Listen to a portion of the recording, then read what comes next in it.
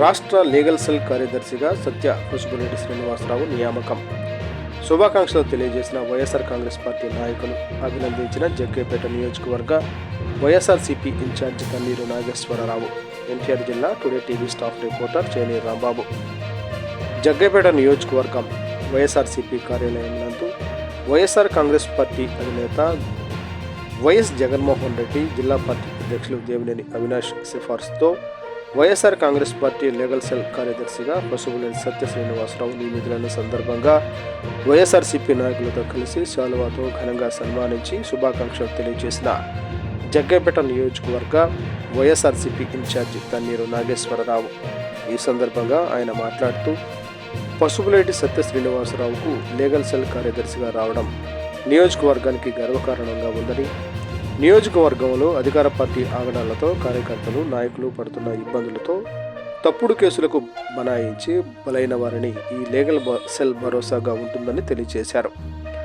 అనంతరం పలువురు నాయకులు సత్య శ్రీనివాసరావును పూల బొకేలతో ఘనంగా సన్మానించి శుభాకాంక్షలు తెలిపారు. ఈ కార్యక్రమంలో న్యాయవాదులు, లీగల్ సెల్ సభ్యులు, జగ్గైపేట నియోజకవర్గ వైఎస్ఆర్సీపీ నాయకులు, కార్యకర్తలు, అభిమానులు తదితరులు పాల్గొన్నారు. నియోజకవర్గ వైఎస్ఆర్ కాంగ్రెస్ పార్టీ తరఫున హృదయపూర్వక ధన్యవాదాలు వారిద్దరికి కూడా తెలియజేస్తాం. ఎప్పుడైతే వైఎస్ఆర్ కాంగ్రెస్ పార్టీ మరొక కుదుపుకి గురైంది 2024 ఎన్నికల అనంతరం సెప్టెంబర్ నెలలో. ఎందుకనంటే అప్పటి వరకు పెద్దగా ఉన్నటువంటి నియోజకవర్గ పెద్ద మరి ఒక్కసారిగా పార్టీని వీడిపోవడం, అప్పుడే మన ఎన్నికల్లో ఓడిపోయి కనీసం 3 నెలలు కూడా కాకపోవడం, మరి ఆ సందర్భంలో ఒక పెద్ద నాయకత్వం పార్టీ నుంచి వెళ్ళిపోతే పార్టీకి అండెవరు, దిక్కెవరు, పార్టీని కాపాడేది ఎవరు, పార్టీని రక్షించేది ఎవరు, పార్టీలో ప్రతిపక్షంలో ఉన్నాం. ఇప్పుడే మరి అధికారంలోకి తెలుగుదేశం పార్టీ వచ్చింది. ఒక పక్క రెడ్బుక్ రాజ్యాంగం అంటున్నారు, ఒక పక్క దాడులు చేస్తా ఉన్నారు. రాష్ట్ర వ్యాప్తంగా వైఎస్ఆర్ కాంగ్రెస్ పార్టీ నాయకులు, కార్యకర్తల ఇళ్లు ధ్వంసం చేస్తా ఉన్నారు, తప్పుడు కేసులు పెడతా ఉన్నారు. ఇన్ని రకాల వేధింపుల నేపథ్యంలో మరి సుదీర్ఘ రాజకీయ చరిత్ర ఉన్నటువంటి నాయకులు పార్టీలో నుంచి వెళ్ళిపోతే మన గతేంటి అని చెప్పి ఈ నియోజకవర్గంలో మరి ఉన్న వైఎస్ఆర్ కాంగ్రెస్ పార్టీ నాయకులు, కార్యకర్తలు అందరూ కూడా మరి ఇబ్బంది పడుతున్న నేపథ్యంలో మరి జగన్మోహన్ రెడ్డి గారు మరి నా మీద నమ్మకంతో మరి నాగేశ్వరరావుకు ఉన్న అపారమైన అనుభవం కావచ్చు, కాంగ్రెస్ పార్టీలో కావచ్చు, వైఎస్ఆర్ కాంగ్రెస్ పార్టీలో కావచ్చు, గతంలో నేను చేసిన పదవులు కావచ్చు, నా యొక్క చిత్తశుద్ధి కావచ్చు, పార్టీలో మరి పార్టీ ఆదేశాల ప్రకారం ప్రతి విషయంలో కూడా నేను మరి వారు చెప్పినట్టుగా నేను వినడం కావచ్చు, ఏదేమైనప్పటికీ కూడా మరి నాకు అవకాశం ఇచ్చారు. దానికి మరి మీ అందరికీ కూడా నేను వచ్చి మరి నాకు ఇట్లా అవకాశం ఇచ్చారు, వైఎస్ఆర్ కాంగ్రెస్ పార్టీ తరఫున నియోజకవర్గ ఇన్ఛార్జిగా నాకు ఇచ్చారు అని చెప్పి మీ అందరినీ కూడా నేను కోరితే, మీ అందరూ కూడా మరి ఎంతో పెద్ద మనసుతోని, ఆమె నమ్మకంతో మీ అందరూ ఆ రోజు నుంచి కష్టకాలంలో, ఆ రోజున అసలు నేను పదవి తీసుకున్నప్పుడు నియోజకవర్గంలో ఎవరు వైఎస్ఆర్ కాంగ్రెస్ పార్టీలో ఉన్నారో అర్థం కాల, ఎవరు జనసేనకి వెళ్ళారో అర్థం కాల, ఎవరు స్తబ్దుగా ఉన్నారో అర్థం కాల, ఎవరు తెలుగుదేశం పార్టీకి మొక్కు తుప్పుతున్నారో అర్థం కాల, ఎవరు తెలుగుదేశం అంటే భయపడుతున్నారో అర్థం కాల. కానీ ఆ నేపథ్యం నుంచి మరి రోజు నాకు మద్దతు తెలియజేస్తూ వైఎస్ఆర్ కాంగ్రెస్ పార్టీ ఇచ్చే పిలిపించే కార్యక్రమాలు ప్రతి దాంట్లో కూడా మన సొంత కార్యక్రమం ఇది, దీన్ని విజయవంతం చేయాలి. మాకు వ్యక్తులు ముఖ్యం కాదు, పార్టీ ముఖ్యం, జగన్మోహన్ రెడ్డి గారే ముఖ్యం అని చెప్పి మరి మీ అందరూ కూడా బాధ్యతగా ఉండి మరి మీరు పార్టీని నడిపిస్తున్న విధానం బట్టే ఇవాళ ఈ జిల్లాలోనే కాదు రాష్ట్రంలో కూడా ఇవాళ వైఎస్ఆర్ కాంగ్రెస్ పార్టీ బలమైన నియోజకవర్గాలు ఏంటి అని అంటే టాప్ ఒక 20-30 నియోజకవర్గాలు వస్తే అది జగ్గైపేట ప్లేస్ కూడా ఆ 20-30లో మీరు చేర్చారంటే మీ అందరికీ కూడా హృదయపూర్వకంగా నమస్కారాలు తెలియజేస్తూ, మరి ఆ రోజు నుంచి కూడా నాకు నియోజకవర్గంలో మరి వచ్చిన లీగల్ సెల్గా మరి ఆ రోజున సత్య శ్రీనివాస్ గారు నా వెంట వచ్చారు.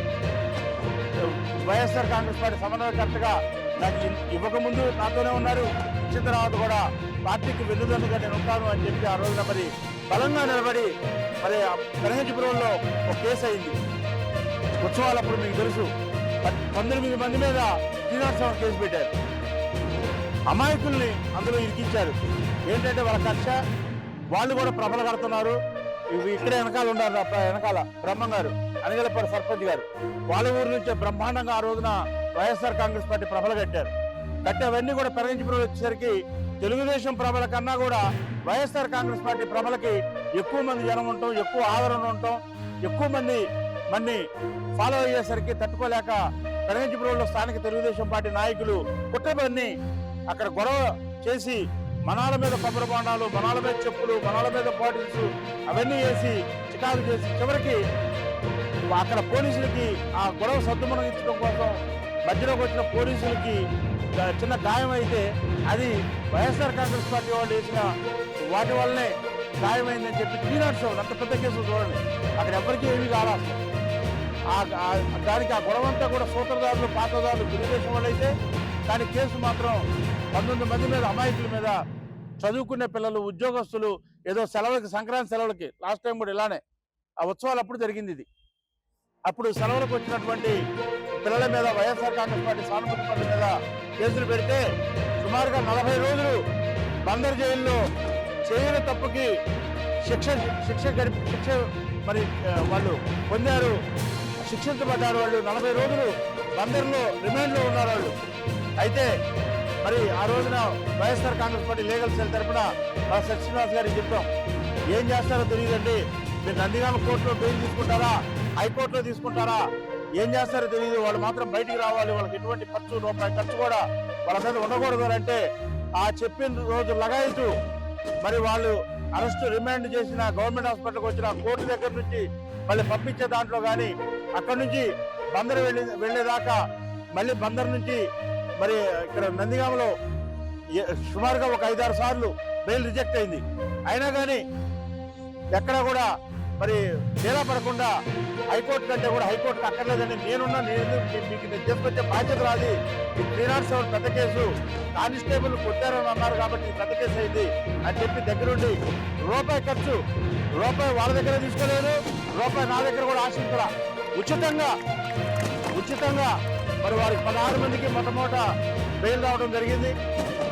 మరి న్యాయ పోరాటం చేశారు. 16 మందిని భద్రంగా మనమే వాహనాలు పెట్టి బందర్ పెట్టి వాళ్ళ ఇంటికి తీసుకొచ్చి వాళ్ళ ఇంటికి వెళ్ళిన తర్వాత ఇంటికి పోయి వాళ్ళ పిల్లలు వాళ్ళకి అప్పచెప్పడం జరిగింది. అలానే మరొక 3 హైకోర్టు నుంచి యాంటిసిపేటరీ బెయిల్ తేవడం జరిగింది. ఇవన్నీ ఒక కేసు గురించి నేను చెప్పగలిగా, అన్ని కేసుల గురించి నేను చెప్పలేదు.